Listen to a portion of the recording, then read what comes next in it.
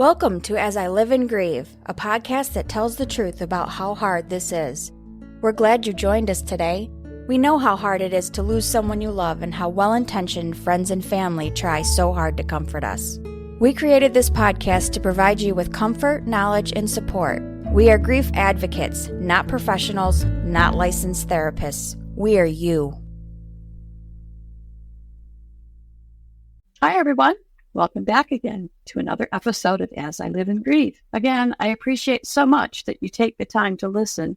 I say take the time, but since I know for a fact, one of the statistics is that 97% of you are using a mobile device. So I'm going to make that assumption. Well, no, I'm just going to know in my heart that that means at least 90% of the 97 mobile devices are moving somewhere. You're in the car with your kids, dropping them off, picking them up. You're doing housework, you're walking the dog, or maybe, just maybe, you're sitting by a pool somewhere in the sunny Caribbean.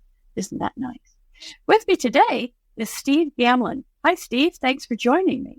Thank you so much for having me. I'm looking forward to our conversation. Oh, me too. Me too. The way I usually start out for our listeners is to ask my guest, in this case, that would be you, to just introduce yourself. Tell our listeners a little bit about you and let them know who is Steve. Well, the story of me, who I am now at age 57, started when I was around 11 years old. And I had 4 goals for my life. I wanted to be a radio DJ because at the time, there was a guy on TV named Dr. Johnny Fever on WKRP in Cincinnati. I remember Dr. Johnny Fever. He was my hero. So I wanted to be a radio DJ. I wanted to be a stand-up comedian because Steve Martin was huge at the time with his Wild and Crazy Guy album. Yeah. I also wanted to be an author of my own books because my mom instilled a love of reading and writing in myself and my sister. And I wanted to be a teacher of people, but not in a classroom setting. And I didn't quite know what I wanted it to be, but I just loved to make people laugh and help them to learn things. And fast forward through the highest highs and the lowest lows, I've actually gotten to enjoy all of those things. I enjoyed a 10-year successful radio career. I have published 4 books so far. I did enjoy 7 years of stand-up comedy. And I've gotten to be a speaker for the past 20 years with messages of positivity, gratitude. Visualization is a huge part of what I do. And up until early December, for a total of, because I did the math, 6,386 days. Oh. I got to be head over heels in love with my true soulmate, my beautiful blue-eyed angel, Tina.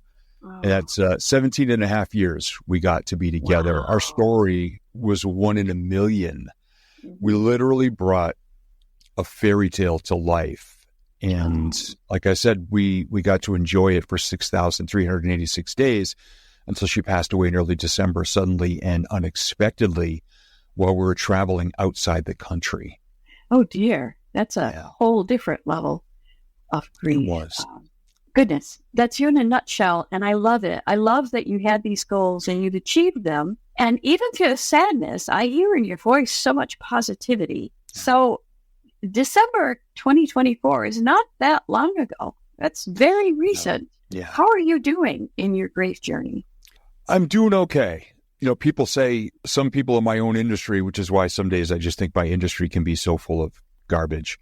Every day above ground is a great day. Well, It's not. It's as good as you choose to make it. It's as good as you choose to pick yourself up out of whatever you're dealing with. Right. My emotions have been all over the place. Of course, obviously, since then, we had just arrived in London, and 24 hours later, Tina passed away very suddenly. And I was the farther removed I get from it, the longer I realized that I was actually in shock. And that shock lasted more than a month. Yes. I have attended an 8-week group grief counseling sessions, and also Tina's company was so very generous. They gifted me 8 hours of one-on-one calls with a grief counselor. Oh, that's a wonderful gift. Both of those were so helpful. Yeah. And one of the things that I've really found is by stopping and breathing and focusing is my connection to Tina is as strong as it ever was. She's just not here physically. Yeah. She showed herself to be present when I was still in England. It took 2.5 weeks for me to get out of there. And as soon as I arrived here back at our home, she has already shown, even before she passed, she was already being my angel. Yeah. It's always referred to as my beautiful blue-eyed angel. And some people say, well, I see angels sometimes. I go, well, mine's the one wearing fabulous shoes. Because Tina knew her fashion. Oh, my gosh. Did she, the brand name, she knew, and she was so well put together. Mm-hmm. Even her coworkers from 26 years ago, that's how long she worked for the company she worked for. Even back then, they said Tina was the sweetest, kindest, gentlest, most naturally, strikingly beautiful person who always looked so well put together. And I'm a jeans and T-shirts guy. And I just always say, you know, Tina was just always so just beautiful. No matter where she was, she just carried this beauty about her. Yeah. And I'm still so connected to that. Oh, that's beautiful. I love the way you speak of her. It's just so enlightening to me to have a loss that recent and that traumatic, having it been sudden, that you are this positive. Now, you mentioned focus, and I think you even had the word vision in there. I read in your profile that you have a proprietary method for vision boarding. I do. Have you used this in your grief at all? I have. Or maybe actually, not yet. Yeah, no, I have. Okay. I have. In little dribs and drabs, I've been formulating my next vision board in my head for the past couple of months. And I'm just about ready to put it all together because the way I use visualization, I talk about 8 major areas of life, not just the material things like what I call the vision board starter kit that so many people say, Steve, I made a vision board, a Lamborghini, a yacht, a mansion, a private jet, a big honking gold watch, and a bank vault full of gold bars and pallets of cash. And I said, great, that's the most amazing letter to Santa Claus I've ever heard. What's really important to you in life? And not just what do you want to get, but who do you want to become in the process of getting there? And so when I work with people, it's physical health, your emotional well-being, set goals for the emotions you want to feel, your closest relationships, the core values inside you that guide everything you think, speak, and do. Your faith, which really does the same thing, but the authority and energy come from a different direction. Your connection to people in real ways, and then your work and your money. Wow. So that's the approach. That's how I put my life together 22 years ago, back together. After I destroyed it by walking away from my radio career. My first marriage ended in divorce, and at age 35, I was $62,000 in debt. Oh, goodness. Because I was just chasing money and burning out, and that's all I was doing. Yeah. So I've learned over the years, I've never invested in anybody else's program. I just learned this little bit. And it helped me to create the most amazing relationship with Tina. I always call her my Tina. Of course. Right. Even at her celebration of life, people came up and they said, I just loved how you always called her my Tina. Well, that's and even now, I still refer to her she's treasured. My Tina. She's treasured, you know. Yeah. On the vision board, I can see, especially if you're talking about core values and emotions and things on that level, I can see how this could be a handy tool for someone who's grieving to kind of help them get moving in the right direction, because we often feel stuck, and we may know. I mean, ultimately, if you say, what do you want? Well, I want my life before I lost whoever I lost. That's what I want. Well, that's not possible. How close can we get? Do you have them go through like naming things like, my husband, Tom, how did Tom make me feel, for example? What were some of the emotions that I really treasured? What are some of the memories that to go through that process? I almost think you should start a course in this with your vision board for grievers, because I think it could be so helpful. It's one of the things we need is to kind of be pulled out of that first phase. We need to start to look forward and start to see the things we want, identify them, and then figure out which direction, what steps do we need to go to get moving in that direction. Is that kind of how it works? Most definitely. Yeah. And in this case, we're reaching backward a little bit to do some research. I mean, obviously we're sad in the moment because this person is no longer with us physically in the physical realm. what I love to ask people, because they're so sad and they're so distraught, even if it's been a couple of years, they're still so sad and they're stuck in that cycle of missing this person. Mm-hmm. A question I love to ask, and I say right up front, I'm not a licensed therapist, psychotherapist, psychiatrist, counselor, anything. I say the same thing in my intro. I said, yeah, I'm not any of that. I'm just you. Yep. I'm just me. My diploma is a little chalkboard here in my recording studio on which I wrote the word, this guy lived it, and I drew an arrow, and I put my face in front of the arrow and take a selfie. That's what qualifies. So where I start with a lot of people is, tell me about the person you lost. What were your favorite moments each day? Even the simplest things. Don't tell me the big grand gestures. Tell me the little things, because that Tina and I, oh my gosh, a million little things, and that's what I love the most. Yeah. I'll say, well, did that person know your love language? Yeah. What is your love language? Well, I love, little gestures and kindness and cuddling and snuggling and touch. And well, how did that person show that? Or how did you express that to each other? Oh, we did this and this. And then I see their eyes start to light up a bit. And it can be sad and tap into emotions that maybe they haven't felt in a while, but they're remembering the joy and not just the loss. Yeah. And that's why I love being part of shows and conversations like this, because I get to relive the greatest moments of me and my Tina. Yeah, I get it. And the simpler, the better. Yeah. We both spoke the same love language. Now, here's the thing. We both were so dedicated to speaking it fluently. Tina kept every card I ever gave her in 17 and a half years, and I did the same. Yeah. And I used to love, several times a week, I would leave her little sticky notes on her desk, because I would start my day shortly before she started hers. Yeah. So I'd sneak into her office and leave her a note. What I found after she passed and after I came home, she'd kept all of them. Kept them all. Oh. I made a collage out of 41 of them. It's under glass in a big frame. Nice. That I created about a month after I got home and started finding all these things. Yeah. I bawled my eyes out the whole time, because I remembered some of them. Yeah. I remembered actually writing some of them and what triggered me to write it. So it got deeper and deeper in reliving the most joyful, loving, caring, passionate moments of us and who we were together. And it was never 50-50. It was 100-100 from day one. And that makes it even better.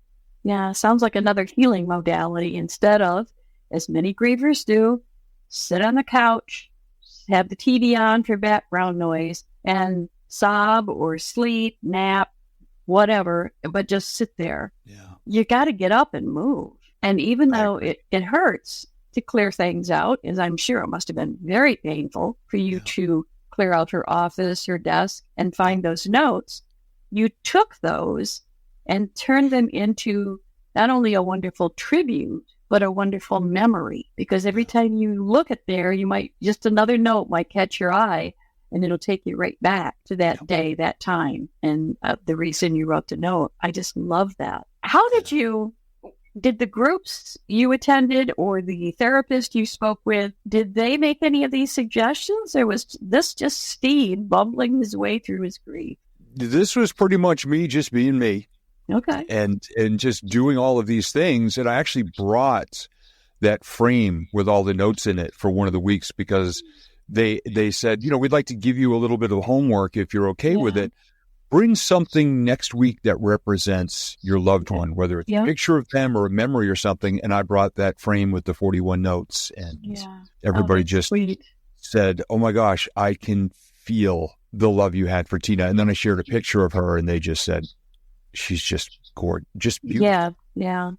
And wow. Just, you can tell from her just how kind and beautiful and gentle and generous and just shining she was for such a person who did not like being in the spotlight. Now, as a speaker, I used to share our story on stage all the time, and she would always roll her eyes. She was a gold medal Olympic eye roller. She would always roll her eyes and say, honey, aren't you tired of telling our story yet? And I said, no, I've never actually told it. I've relived it a couple hundred times on stage, but I've never actually told it. And people love it. It gives them hope. Oh, and how lucky was she to have someone like you, Steve, truly. And even now, I know she's looking down. I know she's there with you. And she's just so proud of the person you've become despite grieving. So I still make her roll her eyes, I'm sure. You probably do. You probably do. Maybe that's when I hope so. The thunderclouds start, or something. Maybe she's rolling her eyes. Yeah. Now, you mentioned being a stand-up comedian as well. Mm-hmm. And I think my perception is that most stand-up comics take just things that happen to them every day, little stories here and there, details they find, and that's what they use as their material. 100%. Did grieving or has grieving impacted your sense of humor at all? It has. Actually, I've found so many moments that I know Tina is here. Mm-hmm. And case in point, she had already bought a whole bunch of Christmas gifts for the holidays, and our dining room table was covered with them. And while we were in England, many more came and showed up. Well, of course, when I get home, I returned as many as I could to get them off of her cards.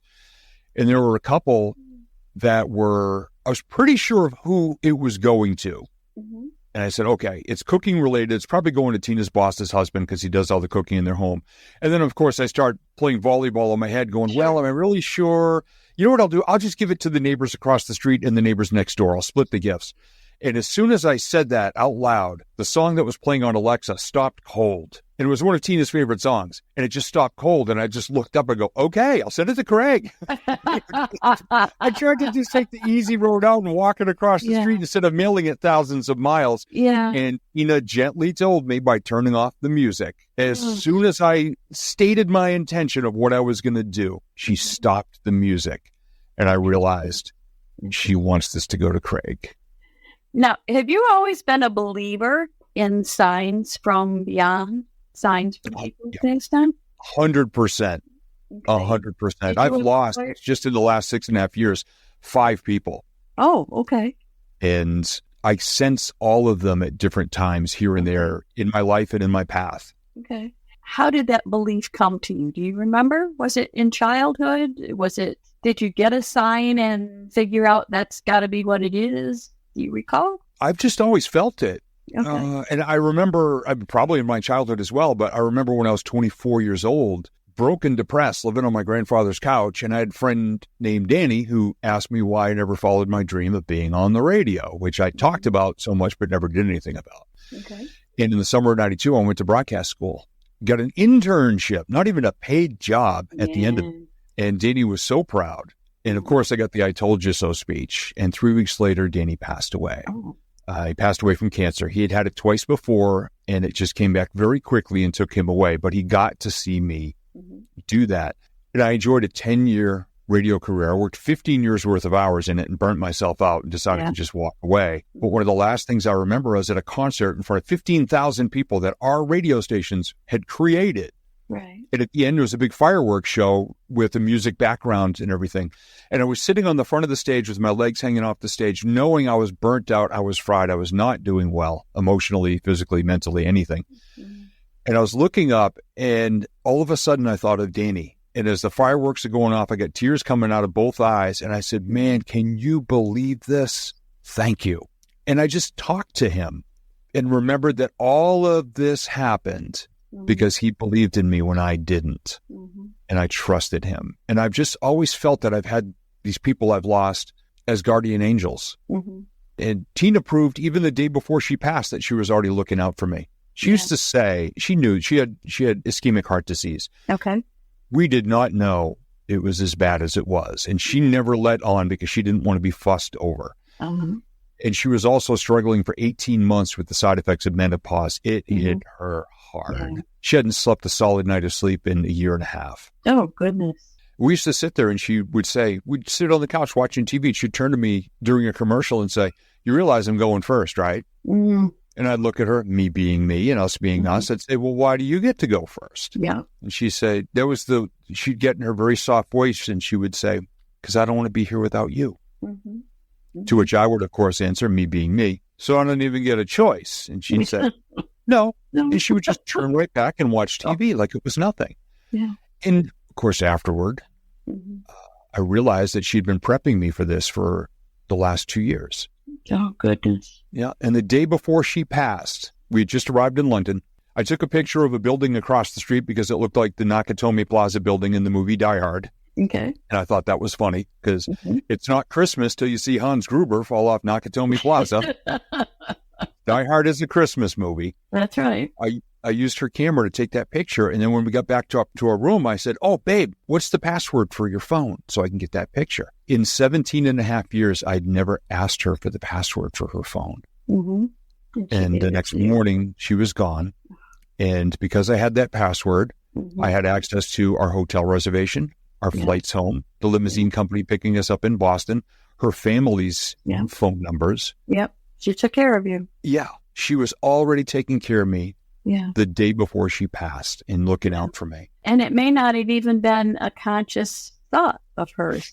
It's just the way it happened. Yeah. I love that you recognize these signs. It's been a bit more of a struggle for me because, I mean, in school, honor student, science and math, that was it, so I'm always analyzing things. And I talked with a number of people in a particular workshop I was in, and we were talking about signs and being open for them. And I think, okay, what's being open? What are those steps? And, so we went back and forth and back and forth. After a period of time, I got better and I see some signs, but I certainly don't see or feel or recognize as many as I would really like to. Yeah. Whether it's from Tom or my mom or my dad. And decades ago, I lost an infant son even, and I would love to have some kind of a sign from him. But it's been a struggle. And I know for many listeners too, it's a struggle, and you want so badly to have that communication. Do you have any thoughts, any tips how people might be a little more open to it? And see, this is where you and I are wired differently because my sister and I, as close as we are, we're super close. We're only 16 months apart. Okay. I always joke, and I don't mean this to be self-deprecating because I used to be really badly self-deprecating. My sister got the brains and I got the really cool job. Meaning she's more academic, she's more structured, she's an accountant. So everything is in a spreadsheet, everything has a purpose and a flow and a system. Got a balance. Whereas I swear that a hippie must have died right before February 13th, 1968, who smoked a ton of weed because I've never touched it in my life. But I am so plugged into flow and feeling and awareness, and all of my senses just get lit up by whatever I happen to see around me wherever I am. So I think that helps me to not filter out things that might not be logical. Or some people will say, wow, what a coincidence that was. To which I say, no, it was supposed to be that way. I was just aware of it. So if people can just calm their brain down in a situation where they are and just be aware. Don't try to explain why anything is happening. Just look around at the gift that God gave you in that moment, whatever you choose to believe in a higher power, if you do, and just say, what could the world be saying to me right now? What can I find in this scene that's outside my window right now? What can I see in the sky? If there's a bunch of clouds playing tag in the sky on that day, what does one of them maybe remind you of?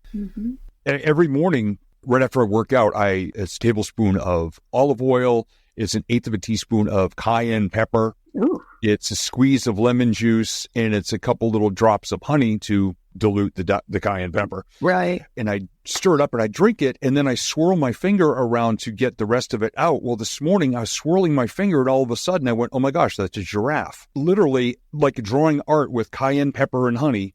It was a giraffe, a tall giraffe in the bottom of the little bowl. Yeah. Well, one of my clients, that's her animal of choice. That is her favorite animal on the planet. And her nickname is Giraffrica Jen, Giraffe Africa.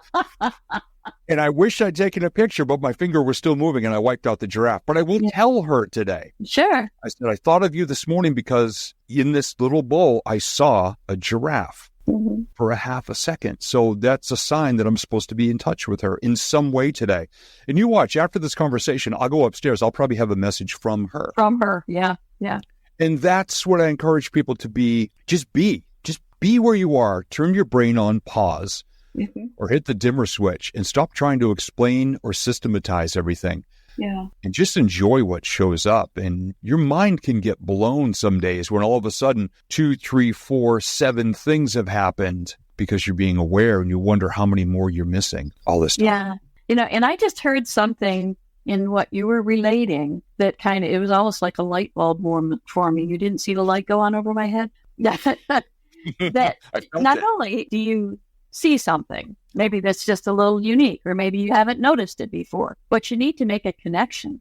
Yeah. You need to connect it to something. Like I remember, for example, being on a cruise, we were in port, walking down the street. I don't know, here we are at a corner. Which way do we want to go for shops? And I just arbitrarily said, oh, I don't know. I want to go this way. So we turned right and walked down the street. And within seconds, I was standing in front of a store that sold only hot sauce. Now, I don't like hot sauce. Tom loved hot sauce. He loved hot sauce so much. We had an entire kitchen cupboard, 3 shelves full of hot sauce that he had never opened. Anywhere we traveled, he would find a unique hot sauce, and I used to tease him and tell him that he bought it just for the labels. It was more of an artistic delight than it was culinary. Yeah. And I just stopped, and I almost kind of froze in that store for a moment, and I just had these great memories of Tom because we used to go on cruises together, and I just stood there and smiled. Yeah. But if I hadn't made that connection, hot sauce equals Tom, Yeah. I would have lost that moment. Yeah. So when you recognize something, see if there's a connection to someone. Yeah. Yeah. And Yeah. I call them nudges. You know, there was something I did a couple of weeks ago, and I said, Tina nudged me again. Mm-hmm. And I reached out to this particular person, and as it turned out, it was the perfect day to do that because we had a great conversation, and they'll say, what made you call me today? I said, I don't know. Tina nudged me a little bit. Yeah. Yeah. Oh, that's great. That's wonderful. I just love it. Well, it's been a delight talking to you, and you're just such a fun person and such easy conversation. But this is the point in the podcast where I turn the microphone over to my guests. And this is your opportunity to speak directly to our listeners without me interrupting with questions, or I'll try to not ask questions until you're done. But please, if nothing else, tell us about the books you've written. It's just share with the listeners anything you'd like. The floor is yours. Sure. Thank you. My books are typically short books. They're often quote books or short stories because I don't read 400-page books, so I don't write 400-page books. And my brand as a speaker, it's called Motivational Firewood, meaning if you have a spark in your heart of something you wish to create in your life, but you're feeling stuck, you're not quite sure where to go, if a story, a lesson, a meme, a video, a podcast conversation, wink, wink, happen to give you an idea of your next step to take, and you add that to the spark in your heart, together we create fire. So my books are an extension of that. The first one is called 20 to Life in a Good Way. The second one is called Oh Yay, Another Quote Book. And at the end of that one, there are 4 quotes from a tiny little rescued dog named Super Teddy, who was a Yorkie Pomeranian, adopted by my wife, Tina, and her mom. And then Teddy got his own book called Bust Out of Your Crate, Super Teddy's Top 20 Tips for People to Be as Happy as Dogs. So he got his own little book that made him famous. And Tina and her mom adopted him, and according to my mother-in-law, I spent the next 11 years pimping him out to the world because he was adorable. So I just try to bring whatever I discover around me or whoever, I just try to bring real life into everything I share because I'm a real, genuine person. I don't speak in woo-woo language. What I do is often called woo-woo, visualization and vision boards manifestation.